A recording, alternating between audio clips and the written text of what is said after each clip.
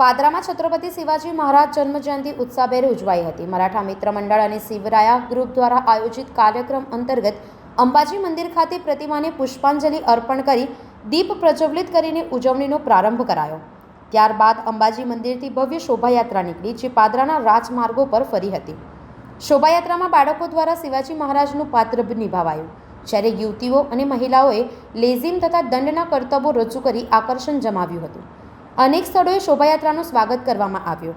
કાર્યક્રમ ગાયત્રી મંદિર ખાતે પૂર્ણ થયો હતો। સંવાદદાતા સાથે અભિપ્રાય ન્યૂઝ વડોદરા। આજે શ્રી છત્રપતિ શિવાજી મહારાજની જન્મ જયંતિ નિમિત્તે આજે અંબાજી મંદિર ખાતે બધા હિન્દુ સંગઠનો તથા બજારના બધા વેપારી મિત્રો અને બધા ભેગા થયા છે અને દર વર્ષની જેમ આ વર્ષે બી શિવ જયંતિનો ભવ્ય ઉત્સવ મનાવાયો છે અને આ ઉત્સવ છે એ પાદરા શિવરાય ગ્રુપ તથા વિશ્વ હિન્દુ પરિષદ રાષ્ટ્રીય સ્વયંસેવક સંઘ દ્વારા સંયુક્ત રીતે કરવામાં આવે છે।